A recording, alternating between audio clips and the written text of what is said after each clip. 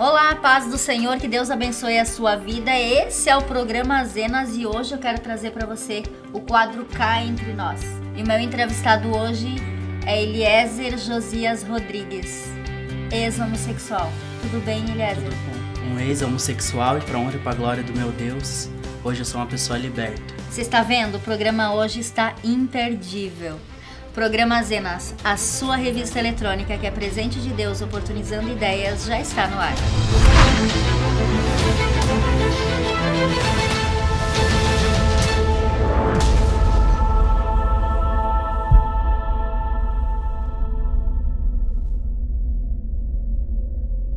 Eliezer no passado foi uma pessoa que já nasceu num berço evangélico. Desde pequeno minha avó é assembleiana. Okay. Ela sempre me levava desde criança e eu sempre fui até os 13 anos uma pessoa evangélica. Os caminhos de Deus, eu frequentava escola dominical, eu frequentava grupo dos jovens. Por que você foi morar com a sua avó? Por causa que minha mãe, no começo, ela engravidou muito cedo. Ela engravidou de 14 para 15 anos. Okay. Aí o meu pai abandonou, porque ele queria levar ela para uma outra cidade e minha avó não quis. Okay. Até então. Aí eu não sabia, não conhecia meu pai, nada, né? Aí como ele era muito mais velho, minha avó ficou com medo, porque ela é uma pessoa menor de idade. Daí ele teria que assumir a responsabilidade e ele não quis no momento. Aí ele preferiu sumir. Okay. Aí minha mãe, como uma garota muito nova, talvez até não sabia o que estava fazendo, ela queria abortar. Aí até então minha avó falou, não, vamos seguir em frente, eu ajudo pro que deve é. E quando eu nasci, minha mãe queria me adoar. E quem iria me adoar era uma família muito rica, bem de vida, estruturada, que seria os patrões da minha avó. E minha avó mesmo assim Deus tocou no coração dela para que ela não deixasse. E daí então minha mãe não me quis e quem me criou até os 9 anos foi minha avó. E o que aconteceu aos 13 anos de idade? Aí eu era uma criança muito rebelde quando eu morava com minha avó. Também minha avó me devolveu para minha mãe porque eu saía de casa, não tinha horário para chegar. Eu dizia que ia na escola e não ia. Saía atrás de jogar bola, essas coisas que criança faz normalmente, né? Aí eu não tinha aquele carinho de pai, eu sentia a falta de pai e de mãe. Okay. Aquele afeto, aquele lá, da mãe chegar e conversar, colocar você e falar, filho, não é assim. No dia dos pais eu chorava muito, porque eu não sabia, diziam que ele tinha falecido, eu não conhecia até então. Aí a gente sente falta, né? Eu era uma pessoa ignorante, mal educada. Pra eu conversar contigo hoje, tô conversando normalmente. Mas qualquer coisa que tu me falasse, a minha autodefesa era te agredir verbalmente, te xingar, te ofender. Eu tinha o prazer de ofender as pessoas. Entendo, Eliezer. E como que você entrou na prostituição, no homossexualismo? E eu sei que você também é um ex-drogado. Até então ela já tinha conversado com minha mãe pra ela ir me buscar e eu não sabia. Aí chegando lá, eu distraído na fila, eu olho aquela mulher que eu conhecia praticamente por foto. Às vezes ela ia me visitar, né? Não tinha muito contato. Aí eu vi que era ela, conheci, né? Ela falou, a mãe vem aqui pra conversar contigo, pediu tua transferência e me trouxe embora. Aí ela veio no começo, era uma pessoa que eu não conhecia, pra mim é uma estranha. Porque é a mesma coisa eu ficar 9 até 13 anos morando com a minha avó, que é uma pessoa que me dava amor, carinho. Assim, fazia o papel de pai e de mãe, nunca deixou faltar nada. Mas porém não é um pai e uma mãe, né? Entendo. Que a gente necessita. Aí vim morar com a minha mãe, eu não obedecia a ela. Aí ela me agredia bastante, porque daí ela também não estava preparada para ser mãe, creio eu. Porque daí qualquer coisa que eu falava dava discussão entre eu e meu padrasto. Aí como ele não era meu pai, eu brigava. Aí pra ela não ficar contra ele, parecia que eu sentia que ela estava contra mim. Ela me agredia muito. Aí até um ponto que numa discussão ela falou que citou sobre o homossexualismo. Que se eu fosse gay, ela me expulsaria de casa, que se eu fosse gay, talvez ela me mataria, ela não me aceitaria como filho. Foi aí que eu pensei comigo, ela não gosta das pessoas desse jeito, eu vou fazer. Comigo eu queria fingir que eu fosse, assim. Okay. Não que eu queria entrar nesse mundo do homossexualismo.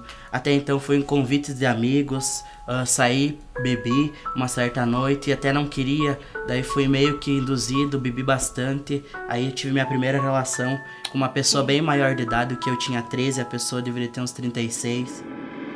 Parecia que não era aquilo que eu queria, mas mesmo assim eu fiz. Aí eu fui 1, 2 vezes, comecei a gostar, aí tentava namorar meninas, não era a mesma coisa. Fiquei com meninas, tive relação, não vou dizer que não foi bom, foi. Mas o meu lado parecia que com homem era melhor. com homem. Parecia que a afeição, assim, eu tinha aquele feitiço por homem, aquela relação parece que mais gostosa. Você acha que é por causa da falta do seu pai? Eu acho. Que refletiu nisso? Eu digamos assim, que um pai e uma mãe é uma estrutura, uma coluna da casa. Talvez se eu tivesse o meu pai naquele momento, eu não teria entrado nesse mundo. Aí eu entrei, comecei a gostar, aí já saía bastante com pessoas. Aí como a minha mãe me humilhava bastante, daí nós não se dava bem, nós só sabia brigar, discutir. Aí eu entrei na prostituição através de amigos. Ele chegou e falou que ele conseguia dinheiro fácil. Eu sempre vi ele com dinheiro.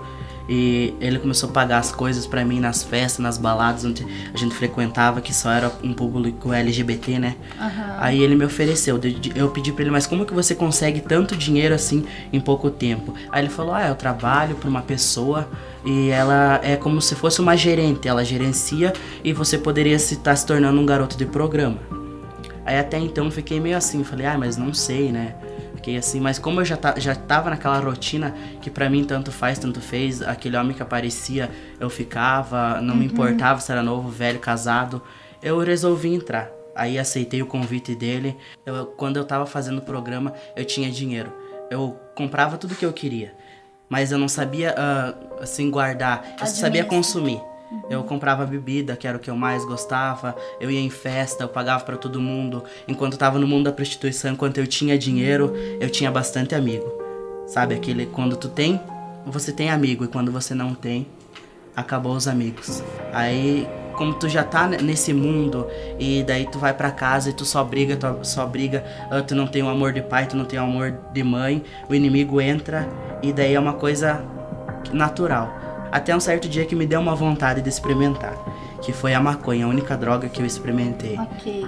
E daí comecei a usar, não fui usuário, mas sempre o que eu podia eu usava. Aí quando eu usava parecia que eu era outra pessoa, era mais feliz, era mais alegre. Eu entrei no homossexualismo, na prostituição e nas drogas, porque eu queria uma pessoa que me amasse. Eu não tinha dentro de casa aquele amor, sabe, de um pai e de uma mãe, de te abraçar, de chegar e falar feliz aniversário, como é que foi teu dia hoje? Entendi. Como é que você está se passando? E daí eu procurava nesses aspectos tentar procurar um amor, mas eu nunca conseguia. Eliezer, você saía na rua vestido de mulher? Ao público não, mas em noites, em festas já trabalhava montado. Como eu te falei antes, tinha a minha ídolo que era a Pablo Vittar, né? Que é uma drag queen brasileira que é bastante conhecida, ela é famosa. Eu me inspirava nela, eu queria ser uma cantora como se fosse ela, assim. Eu me espelhava, era um ídolo, eu me olhava, eu sabia todas as músicas, todas as letras, cantava bastante, interpretava, dançava. Aí foi até que então que eu comecei a me envolver. Como você tá na prostituição, você arruma encrencas, né? Uhum. Aí tinha eu e um amigo meu, a gente era muito próximo, a gente fazia os programas junto. Até então ele arrumou confusão com umas travestis, transexuais da rua, né? Ele foi lá e agrediu uma delas, e nesse dia eu não tava. E até então foi que essa mulher chegou, porque elas têm um grupinho delas, que é uma chefe da rua. Okay. Aí elas começaram a me ameaçar e ela disse que fui eu. E até então eu não tinha conhecimento, não sabia da história. Aí elas começaram a me perseguir nas baladas onde eu ia. Elas começaram a fazer da minha vida um inferno. Aí eu fiquei com medo, porque meu amigo me traiu minha confiança. E daí ficou no lado delas, inventou uma história que eu tinha agredido, que eu tinha feito isso. Me colocou numa situação que eu... Como eu não tinha Deus, a única solução que eu achei: ou eu vou embora, ou a morte. Aí até então eu conheci uma pessoa, fui também pro centro de Umbanda. Uau. Mexer com macumbaria. Por causa que nas igrejas que a gente vai, eu fui em muitas igrejas, acontece assim. Nós homossexual, no caso, tô contando ano passado, era assim. Sim. Eu queria ir, e eu queria uma resposta de Deus, porque eu já era conhecedor. Uma ajuda. Uma ajuda, eu queria saber o porquê que tava acontecendo isso comigo, qual era o motivo, se eu tinha pecado contra Deus, se era alguma coisa que eu tinha que pagar. Aí eu ia nas igrejas naquela esperança de ter aquela pessoa que eu não tinha em casa, de chegar e sentar. Ó, jovem, eu sei que você é assim, que você é usuário, que tá acontecendo isso, escutar a minha versão. Entendo. E falar bem assim, mas Jesus te ama. Deus tá aqui pra te acolher. E o que acontecia quando você entrava numa igreja? Acontecia totalmente ao contrário. Em vez de chegar uma pessoa, um homem ou uma mulher de Deus, e falar sobre o amor de Deus, que Deus me amava e me acolher, eles atiravam pedra. teve uma situação que eu cheguei na igreja, eu cheguei a ponto de atirar a cadeira na cara do pastor. Eu cheguei na igreja, ele tava pregando sobre o livro de Jó. Começou a falar que daí Jó, o diabo tirou tudo de Jó e começou a falar. Quando ele me viu, parece que ele se paralisou, parece que ele viu um fantasma.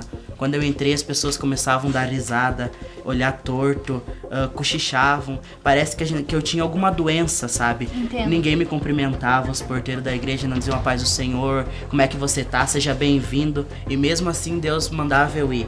E sempre no final de cada culto dessas orações que eles faziam por mim, tentavam me libertar. Ninguém conseguia, eu já tava me desanimando. E sempre usava um profeta, uma profeta de Deus para falar: um dia você vai testemunhar isso, tudo que você tá vivendo é uma história que você vai contar. Talvez alguém vai estar na mesma situação que você. Deus tem um projeto, você vai ser um cantor, você vai ser um pregador, vai te levar pros 4 cantos do mundo. Às vezes eu zombava, eu saía dando risada. Às vezes eu ia só para reparar, como eu sabia que a sociedade não me aceitava na igreja, eu ia para incomodar mesmo, sabe? Entendo. Eu tinha aquele prazer. Eu falei, já que eles não me gostam, ninguém quer me dar atenção, para eu chamar atenção eu gostava de causar. Aonde eu ia, eu gostava de causar. Eu me fingia de comportadinho, que eu queria as coisas assim, seguir os caminhos de Deus, mas ao mesmo tempo eu não tinha força. E através do centro de Umbanda, eu achei aquele amor que faltava dentro de casa. Quando eu cheguei lá, o pai de santo, a primeira coisa que foi, ele me acolheu. Ele falou, seja bem-vindo. Ele falou, não importa a situação que você está passando, explicou as regras. Tinha um pessoal que trabalhava com ele, eles me abraçaram, eles me acolheram. Pra mim, eles eram minha família. Eliezer, e como que você se libertou? Mesmo indo no centro de Umbanda, mesmo sendo homossexual, mesmo estando na prostituição, nas drogas, qual foi o teu encontro real com Cristo Jesus?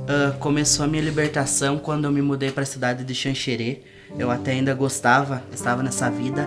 E eu estava trabalhando numa empresa de cartão de crédito que eu vendia, né? Aí até então, parece que nesse dia eu passei mal, me deu um mal-estar, uma coisa assim, aquela vontade de abandonar tudo e ir embora.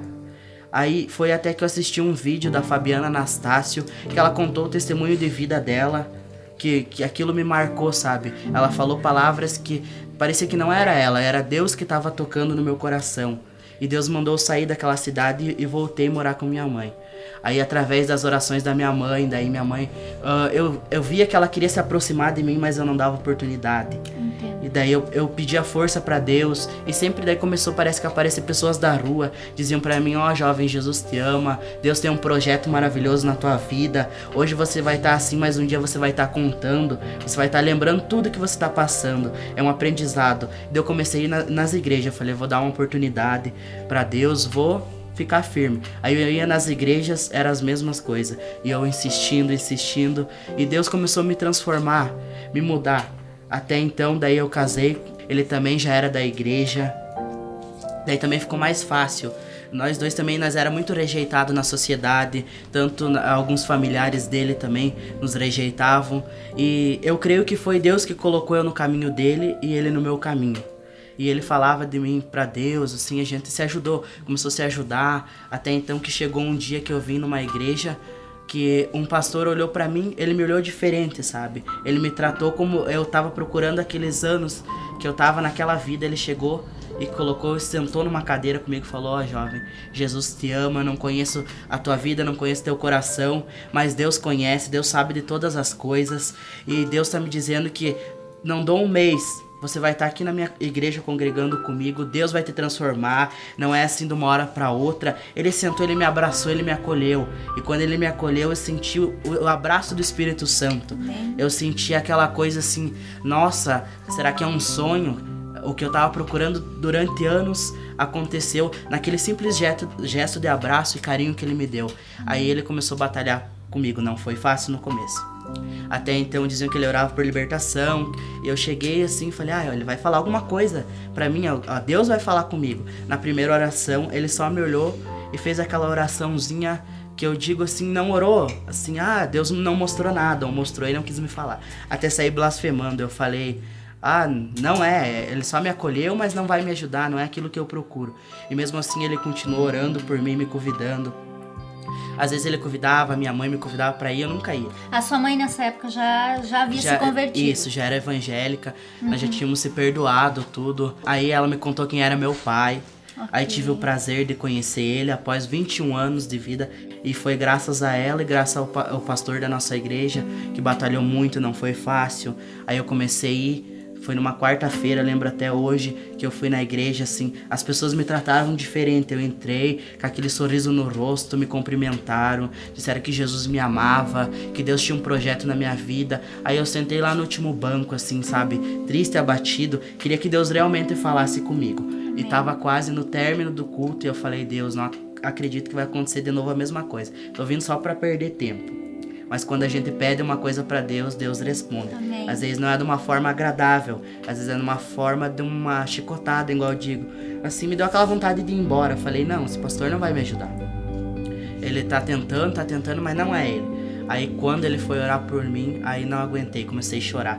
Aí Deus começou a contar a minha história, eu comecei a lembrar de onde eu tava, aquele sofrimento, que aquilo não era uma vida, não era aquilo que eu realmente queria. Aí Deus começou a me mudar aos poucos. Não foi fácil. Aí Deus mudou, foi lapidando o vaso. Mas no começo eu era uma pessoa agressiva ainda.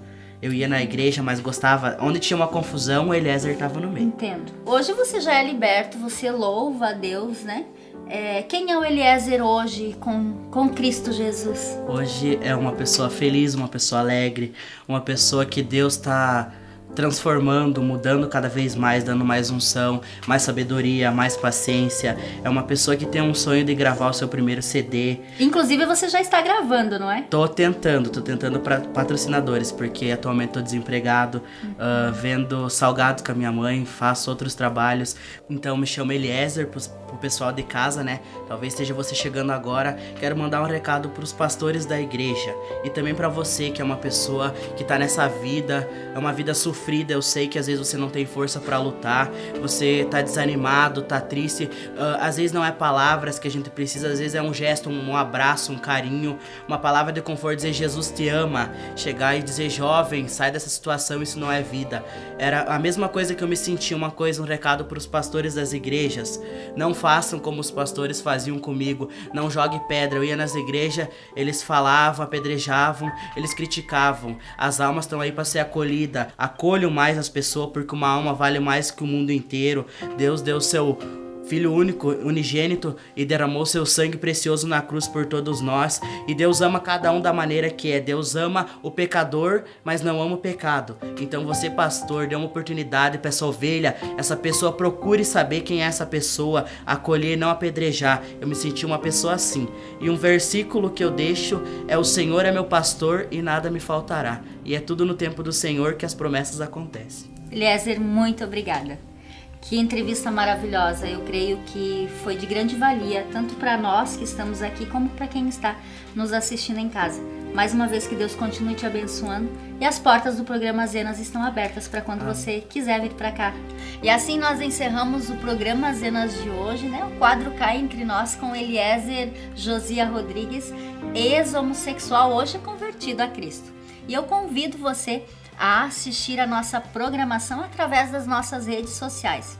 E o nosso ao vivo toda quarta-feira a partir das 21 horas com o programa inédito.